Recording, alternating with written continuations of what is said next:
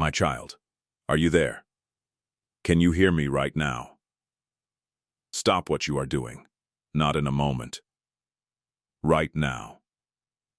Because heaven itself has paused for this conversation, and what I am about to say to you has been building for longer than you know.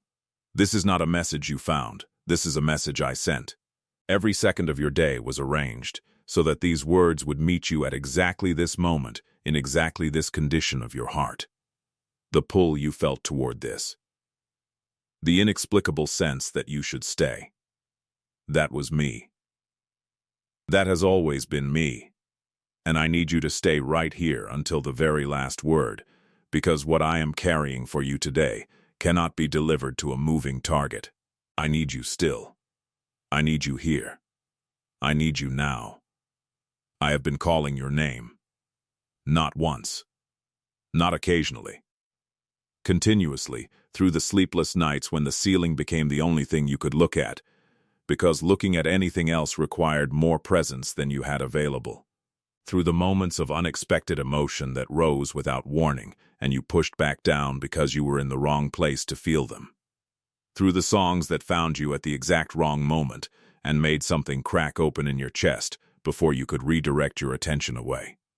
Through the quiet that descended sometimes in the middle of the noise and felt less like silence and more like something trying to reach you.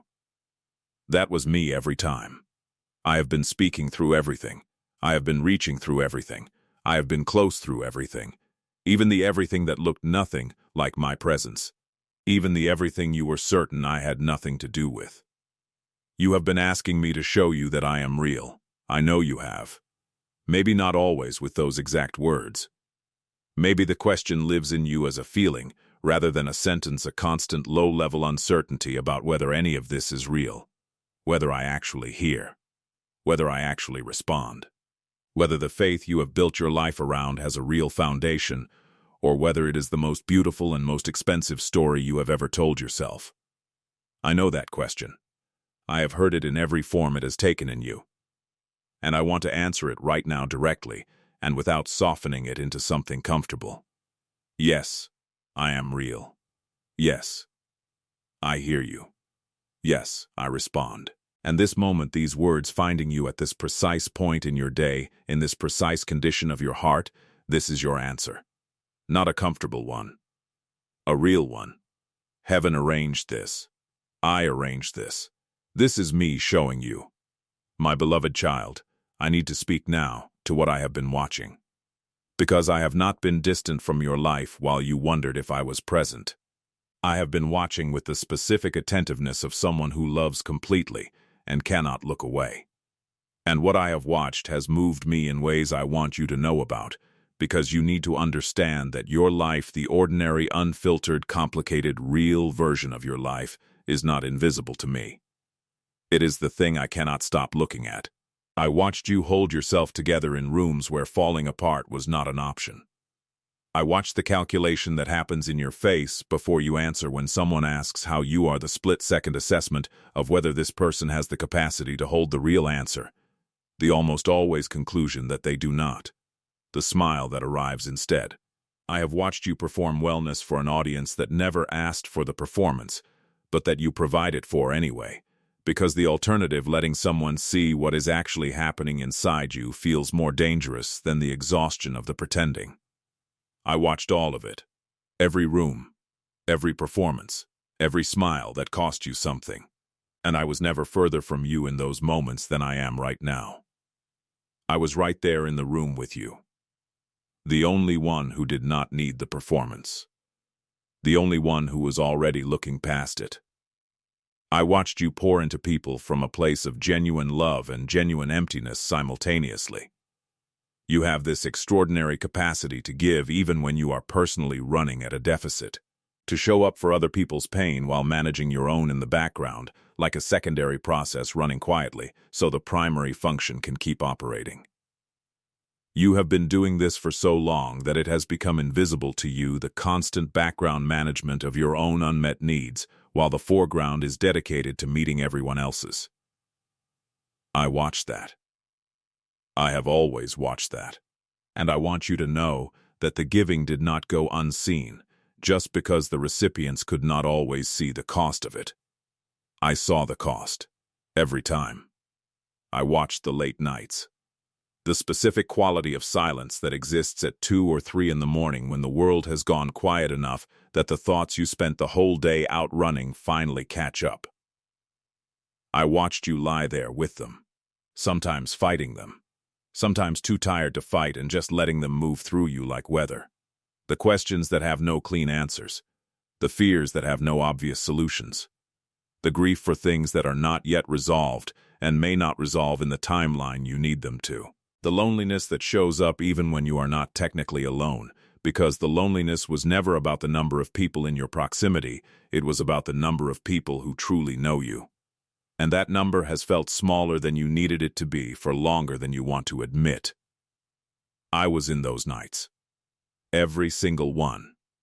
Closer than the thoughts themselves. More present than the silence. Watching. Holding. Waiting for you to sense me there. My child, I need to speak to the silence between us. Because I know it has grown. I know there was a time when the communication between your heart and mine was more natural than it is now. When you talk to me the way you talk to someone you trust completely, not with the careful vocabulary of someone performing prayer, but with the honest, unrehearsed language of someone having a real conversation. I remember those moments. I treasured every one of them. Not because the words were beautiful, sometimes they were not.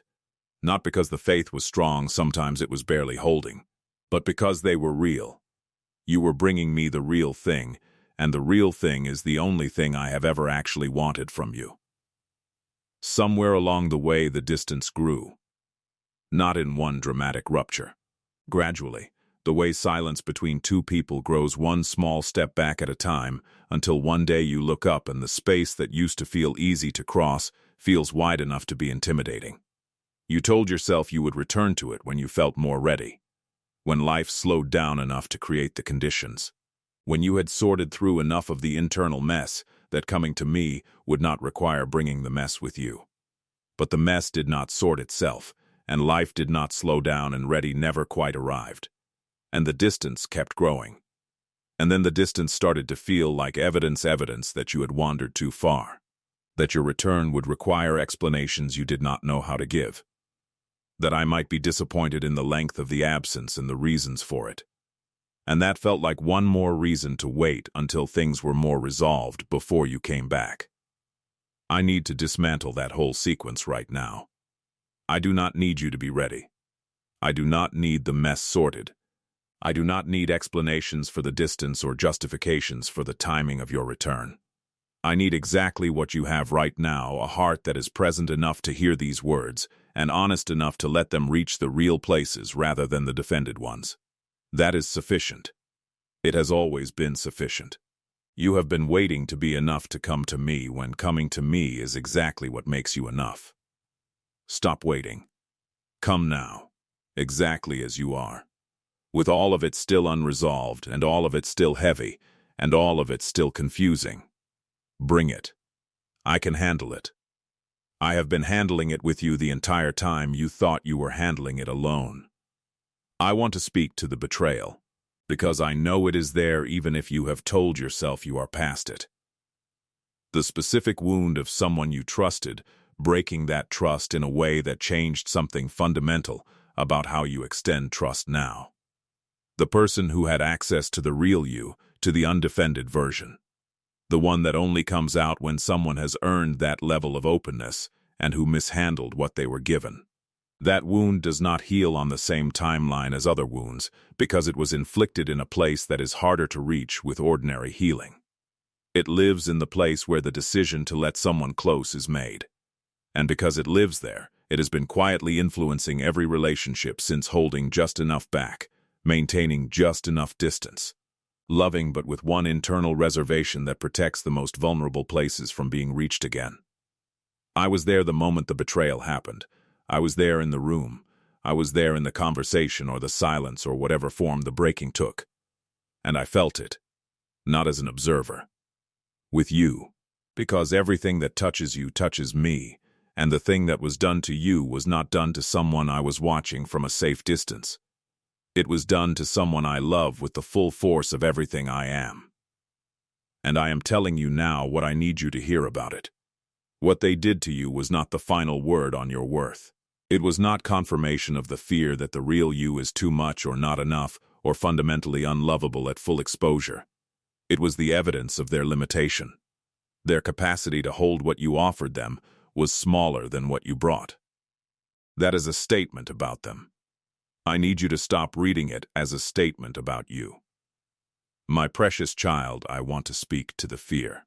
The fears that have become such constant companions that you have almost stopped recognizing them as fears and started accepting them as facts. The fear that you are not enough and never quite will be no matter how much you improve.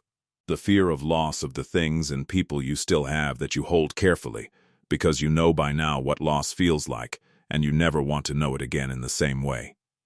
The fear of the future and what it holds and whether you will have what you need when it arrives. The fear underneath all the other fears, the one that whispers most quietly and most persistently that you are fundamentally alone in the ways that matter most. That no one is actually coming for you. That the belonging you have been reaching for is something other people find and you observe. Those fears are not true. Not one of them. They feel true because they have been your companions so long, and because the experiences that produced them were real. But feelings of truth and actual truth are different things. And the actual truth is this: you are enough because I made you, and I do not make things I am indifferent about. The losses you fear have not been abandoned to chance. I am actively involved in what remains in your life and what I allow to go. Your future is not a territory I have left you to navigate without guidance. I go before you into every day that has not yet arrived, and I have been there already when you get there. And you are not alone. You have never been alone. You will never be alone. The loneliness you have felt has been the loneliness of not sensing me, not the loneliness of my actual absence. Because I have not been absent. I have been closer than your next breath for every single day of your life, including every day when the distance felt widest and the silence felt loudest. Now I want to tell you what I am asking of you.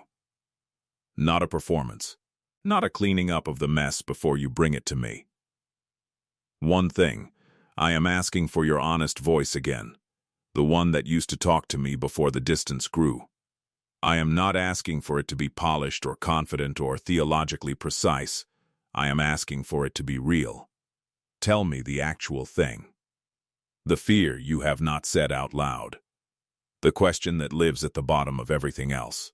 The grief you have been managing instead of feeling.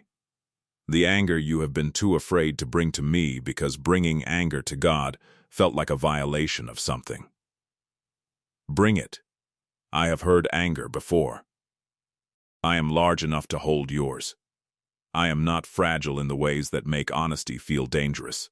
I am the safest place your honesty has ever been brought to, and I am asking you to bring it back there now. Because when you bring me the real thing, when the voice that has been talking to everyone else finally comes to me with the actual unedited version of what is happening inside you, that is when the healing that has been waiting begins. Not the management of pain. The actual healing of it. I am not offering you coping strategies. I am offering you restoration. I am not offering you distraction from the wound. I am offering you the closing of it. The actual closing, the kind that leaves a scar, as evidence of something that was once broken and is no longer broken. That is what is available to you right now in this moment if you will bring me the real thing. And I want to remind you of something before I close this time with you. The reason you are still here, still watching this, still reading this, still giving these minutes to something that is reaching toward the deep places in you rather than the surface ones, is because something in you has not given up. Something in you is still reaching, even though the reaching has been expensive. Still hoping, even though hoping has been the most dangerous thing you have done.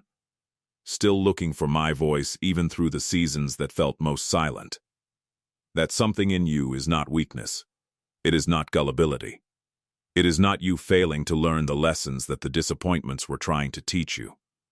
That something is the part of you that I placed there before you were born. The part that knows underneath everything else, underneath the doubt and the exhaustion and the unanswered questions, that I am real. That I am here. That this matters. That you matter. I placed that knowing in you, and I have been tending it through every season that tried to extinguish it. And it is still burning. I can see it from here. It is still burning. Do not let it go out tonight.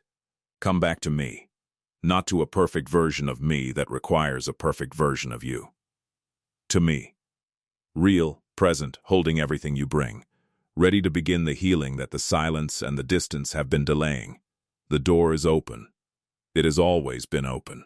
And I have been standing at it waiting, not with disappointment that you took this long, with the relief and the joy of someone who sees the person they love walking back toward them from a distance and cannot wait for them to arrive. Come back. I have been waiting. And everything you need is already here. If this message found the part of you that has been unreachable for a long time, type Amen right now. Not as a ritual. As the moment the distance started closing. Then share this with one person in your life who has been drifting, who has been managing pain instead of healing it, who needs to hear that the door is still open and the voice is still calling and it is not too late to come back. You are loved completely. You are wanted urgently. And you are never as far as the silence made you feel.